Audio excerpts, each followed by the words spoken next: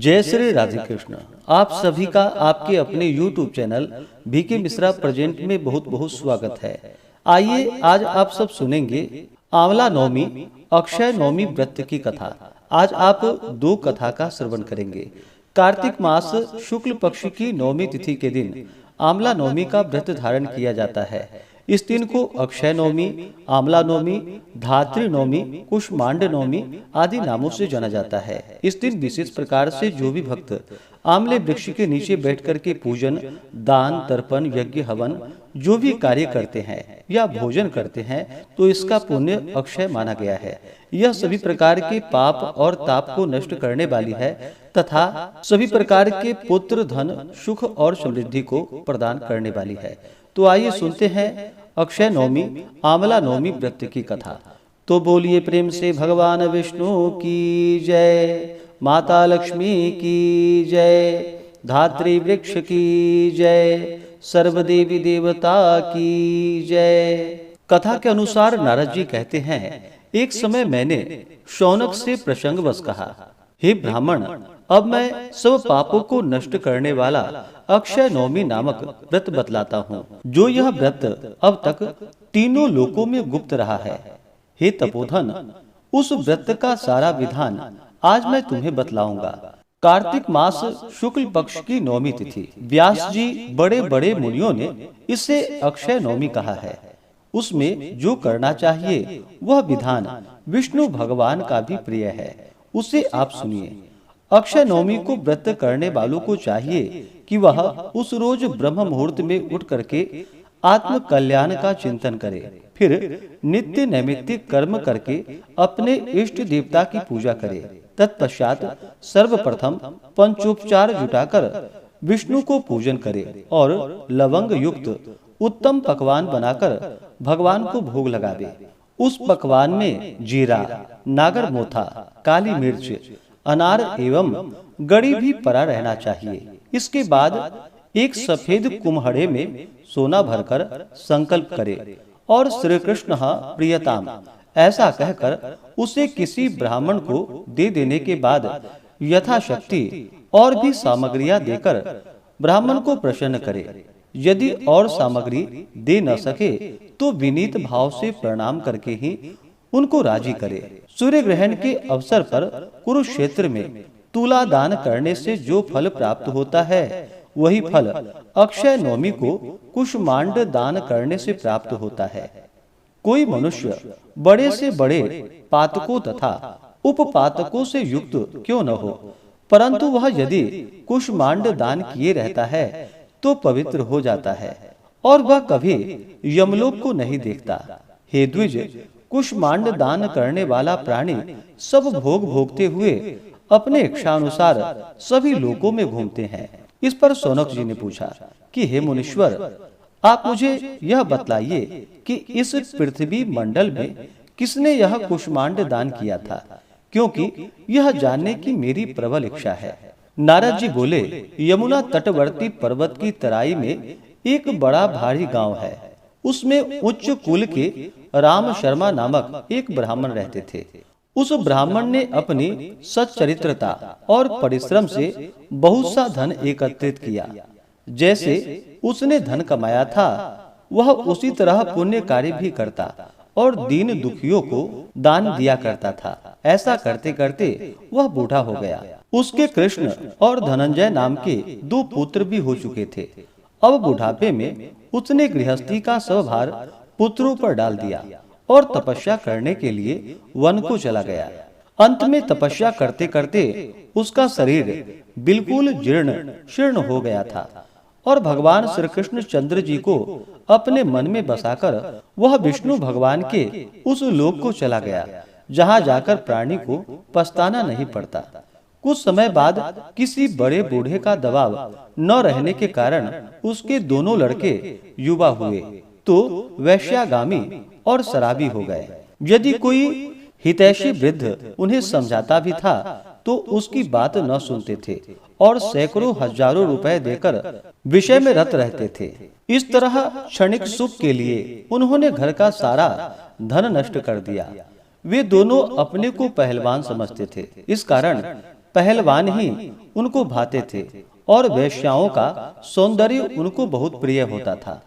जैसे कि ऊपर भूमि में बोया हुआ बीज नहीं उगता, ठीक उसी तरह उन्होंने अपना सारा धन कुपात्र लोगों में व्यय कर दिया। द्रव्य न रहने से वे दोनों चोरी करने लगे। एक रोज रात को चोरी करते वे दोनों पुलिस द्वारा पकड़ लिए गए और राजा के पास पहुंचाए गए। राजा ने उन दोनों को अपने राज्य से निर्वासित कर दिया। अब वे दोनों अधर्मी ब्राह्मण बन जाकर रहने लगे। जंगल में और कोई साधन न देखकर वे मांसाहार से समय काटने लगे। अंत में किसी दिन एक सिंह ने दोनों को मार डाला। वे मरकर यमपुरी में पहुंचे। यम के दूत उन्हें पकड़कर यमराज के सम्मुख ले गए और उनसे कहा कि हे स्वामी, बतलाइए इसको क्या दंड दिया जाए। सेवक की बात सुनकर यमराज ने कहा कि मनुष्यों के शुभाशुभ कर्म की दर्शिका बही खाता देखकर लाल लाल आंखें करके यमराज सोचने लगे, इसको किस नरक में डालूं। उन त्रिशूलधारी दूतों को चित्रगुप्त ने आज्ञा दी कि इनमें से एक को स्वर्ग में ले जाओ जहाँ की शाश्वत सुख विद्यमान है, और दूसरे को लेकर उस भयानक नरक में डाल दो जहाँ की विविध प्रकार की यातनाएं दी जाती है। चित्रगुप्त की बात को सुनकर वह प्रियंवद नामक दूत धनंजय को लेकर स्वर्ग को चला गया और दूसरा पापी कृष्ण शर्मा को नरक में ले गया और उसे क्रोध के साथ ढकेलकर कहने लगा, अभागे ब्राह्मण, जा अपने कर्मों का फल भोग। उधर उसका भाई धनंजय स्वर्ग की ओर जाते हुए रास्ते में विविध प्रकार की विचित्रताएं देख रहा था, जिससे उसे बहुत विस्मय हुआ।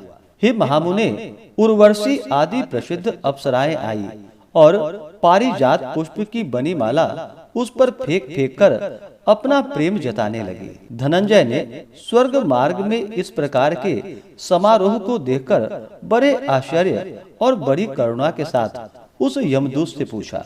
धनंजय ने कहा, हम दोनों एक ही माता के गर्भ से उत्पन्न हुए सहोदर भाई हैं। हमने जन्म भर पाप ही पाप किए हैं, पुण्य कर्म की तो कभी बात भी नहीं की।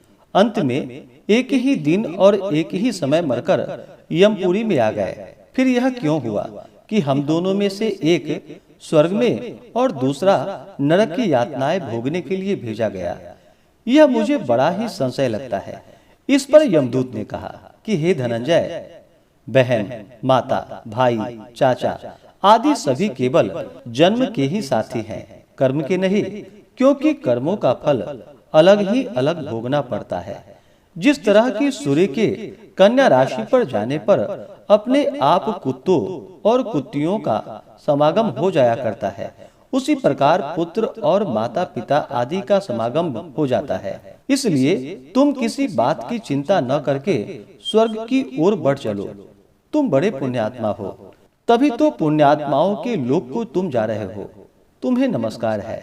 धनंजय ने पूछा कि हे दूत, आखिर तुम मुझे किस पवित्र कार्य करने के फल स्वरूप स्वर्ग धाम लिए जा रहे हो?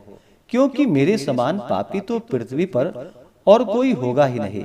धनंजय की बात को सुनकर यमदूत कहने लगा, अपने अध्यापक के साथ एक दिन तुमने उनके कपड़े, कुशा और शमिधाएं लेकर यमुना के तट पर गए थे। अपने आचार्य की आज्ञा से तुमने कार्तिक मास में 3 बार स्नान और आवश्यक नियमों का पालन किया था। उसी से यह महान फल तुम्हें प्राप्त हुआ है।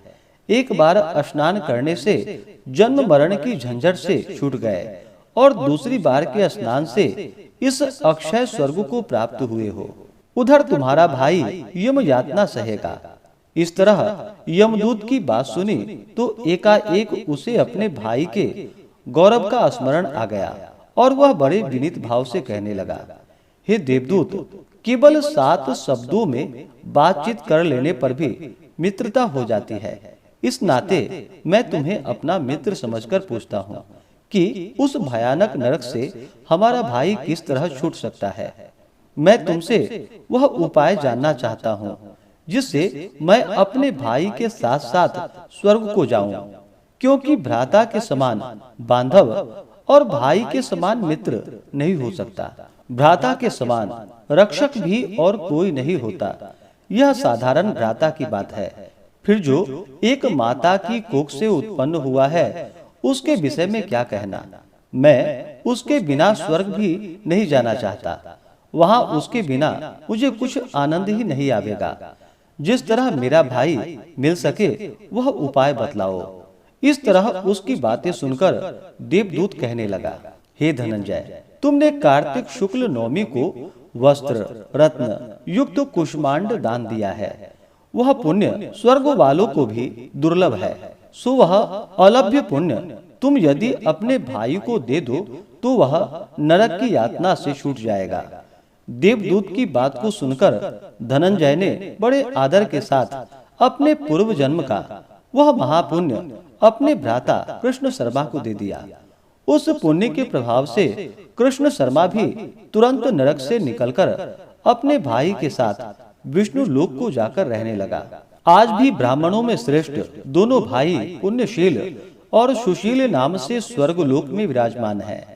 पंडितों के साथ कार्तिक शुक्ल पक्ष नवमी को कृष्ण का स्मरण कर कृष्ण भगवान की आराधना में तत्पर होकर दोनों भाई कृष्ण के भक्त हो गए।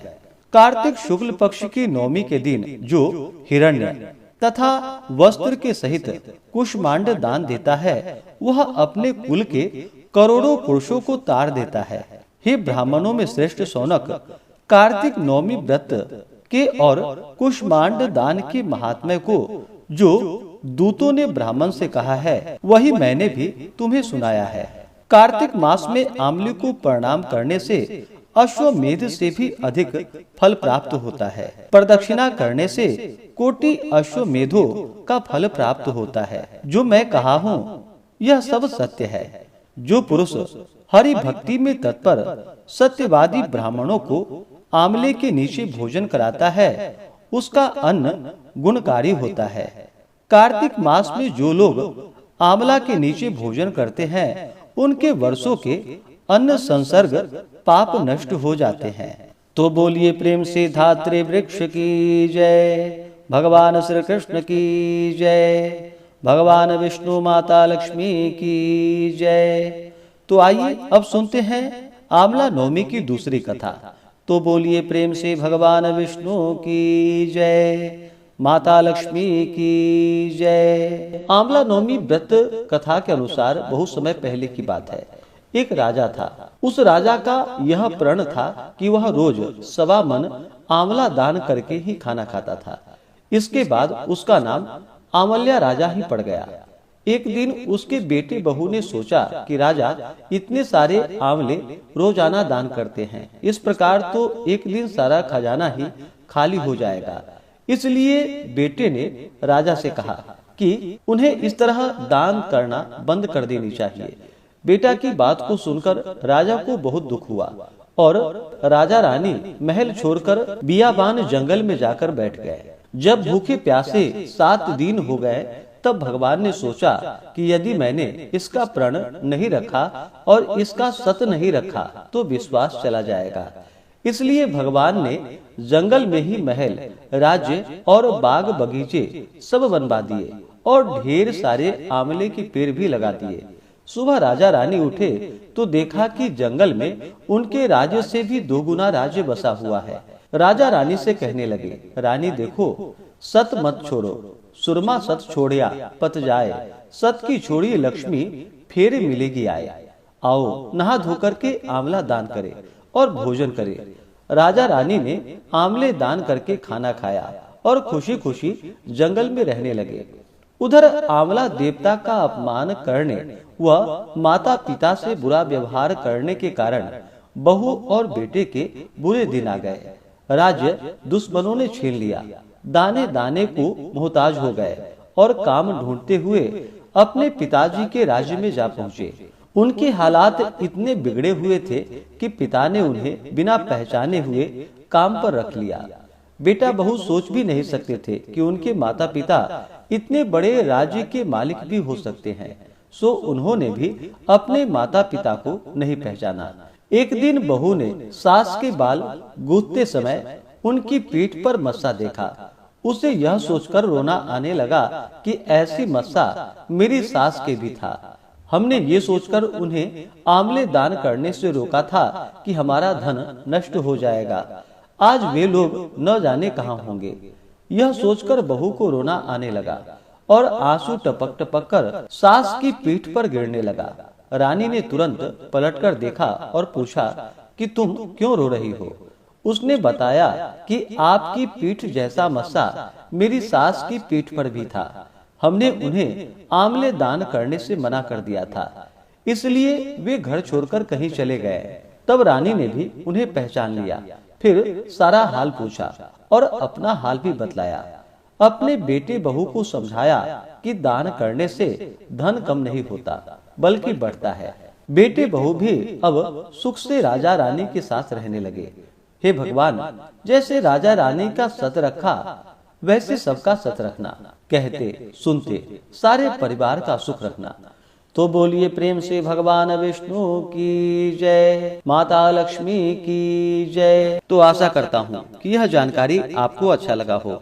इसी प्रकार से ज्ञानवर्धक जानकारियाँ प्राप्त करते रहने के लिए, व्रत पूजा के बारे में जानने के लिए, कथा को सुनने के लिए चैनल पे अगर आप पहली बार आए हैं तो चैनल को लाल बटन दबा करके सब्सक्राइब करें, साथ में बेल आइकन घंटी को दबाएं ताकि आने वाली वीडियो का नोटिफिकेशन आपको समय से मिलता रहे।